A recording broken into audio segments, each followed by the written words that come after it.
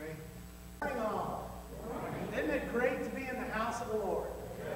And it's great to see all your smiling faces out there, too. And it's great to see some friends as well. And it's exciting to have a homecoming. And here's the reason why. It's because when you stop and think of home and coming home, it conjures up good feelings. Knowing that you're going to see people that you've seen before, that it's family, that's friends. And that's why it was so appropriate for us to sing the family of God this morning, because indeed we are the family here. And it was back in '98 when I first started at college. And in a way, this is a homecoming for me, because the first church I preached in when I started at Florida Christian College was right here at Blythewood. And I came up and filled in for about a month back in '98, and many of you will remember, I'm sure, Mrs. Bass, and how dear a lady she was, and she would always take me to lunch. And I always enjoyed my times with her. She was a donor to the college, and she was just a great lady, and I understand she's passed. And she's had her own homecoming now as well. But it's truly great to come back up. It's great to come up and see the changes that have taken place. It's good to see more people here, which is good, how you've grown under the direction of the Kellys, and I think you're doing a great work here. And it's great to be a part of this church family and to come and see it. And I want to invite you all to come down and visit us in Kissimmee. And I know there's a lady sitting over here. You've done that before. You've brought a group up from Sebring to come and see us. And so I want to invite you to come and see what's going on at your college. We're located in Kissimmee.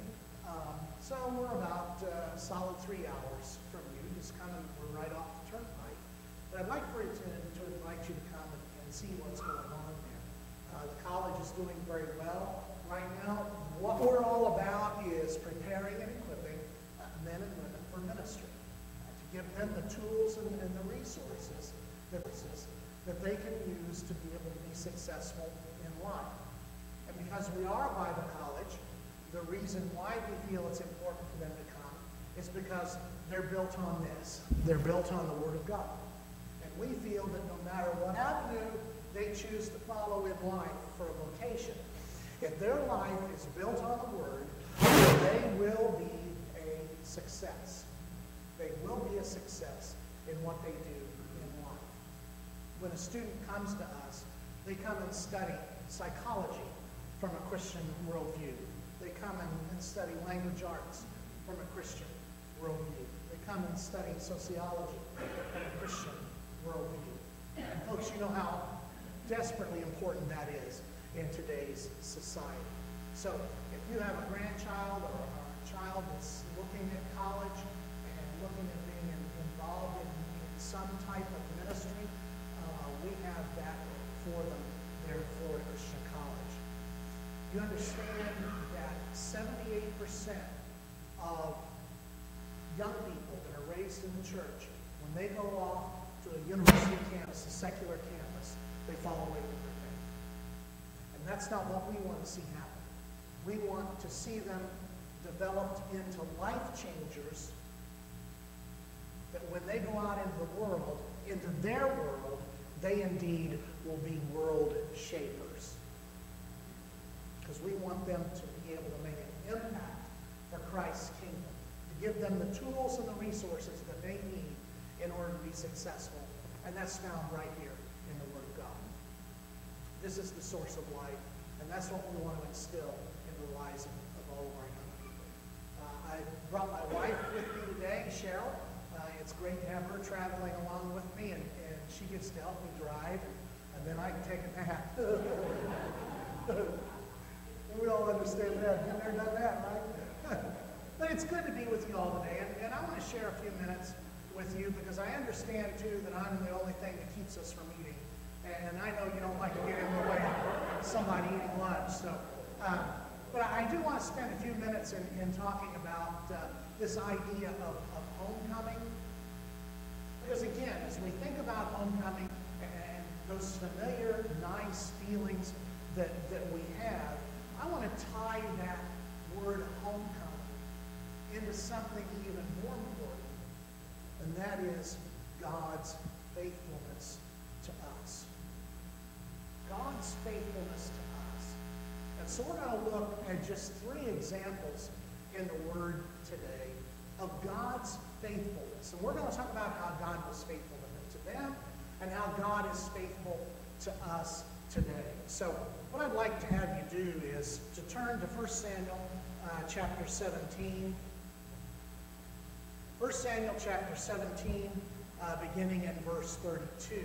That's on page 280. No, that's what it is in mine. 1 Samuel 17, beginning in verse 32. David said to Saul, "Let no one lose heart on account of this Philistine. Your servant will go and fight him." Saul replied, "Well, you're not able to go out against this Philistine and fight him because you're only a boy, and he's been a fighting man since his youth." But David said to Saul, Your servant has been keeping his father's sheep.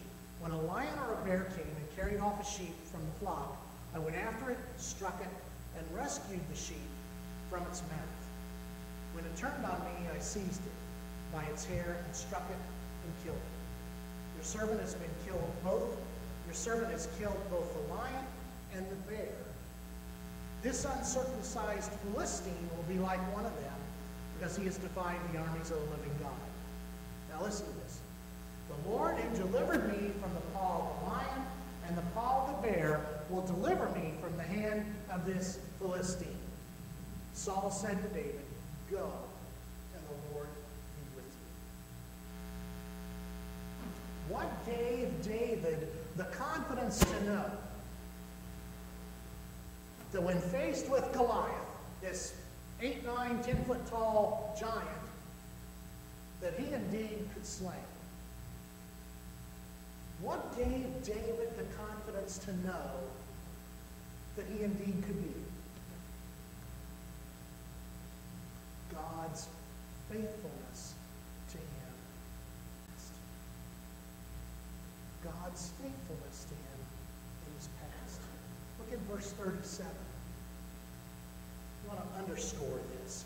The Lord who delivered me from the paw of the lion and the paw of the bear will deliver me from the hand of this Philistine.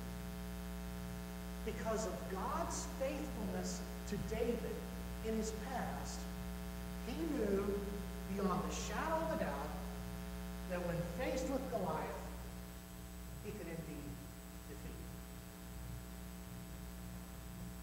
him. God's faithfulness to David in his past against lions and tigers and bears. Oh my! He knew that when faced with Goliath, because of God's faithfulness to him in his past, he could slay Goliath. So, question today: who's your, or what is your Goliath? Who or what is your Goliath today that you need to slay? All right, let's look over in the book of